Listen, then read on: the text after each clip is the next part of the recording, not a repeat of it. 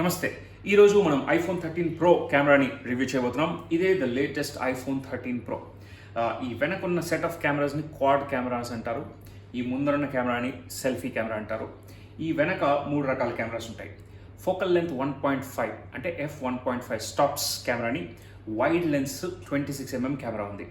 Focal length 2.8 f2.8 stops telephoto lens 77mm lens ఇందులో ఉంది.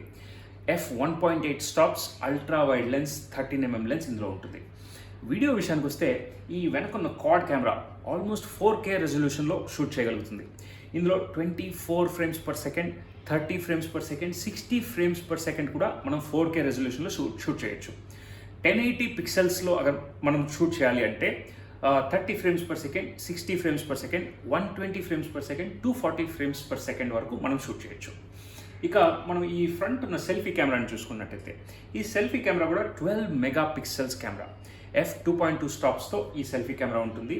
ఇందులో ఉన్న lens 23mm lens, wide lens ఇచ్చారు.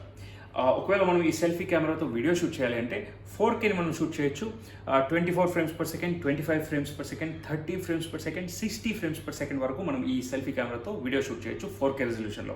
ఒకవేళ మనం 1080 పిక్సెల్లో షూట్ చేయాలి అంటే వీడియో మనకి 30 frames per second, 60 frames per second, 120 frames per second వరకు మనము ఈ ఫ్రంట్ కెమెరాతో షూట్ చేయొచ్చు.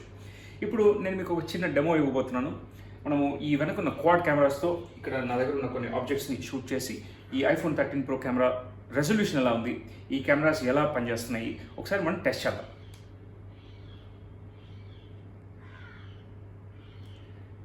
సో ఇప్పుడు నేను ఈ కెమెరాతో, ఈ క్వాడ్ కెమెరాతో ఇక్కడున్న చెట్టుని అంటే చిన్న ప్లాంట్ని ఫోటో తీయబోతున్నాను.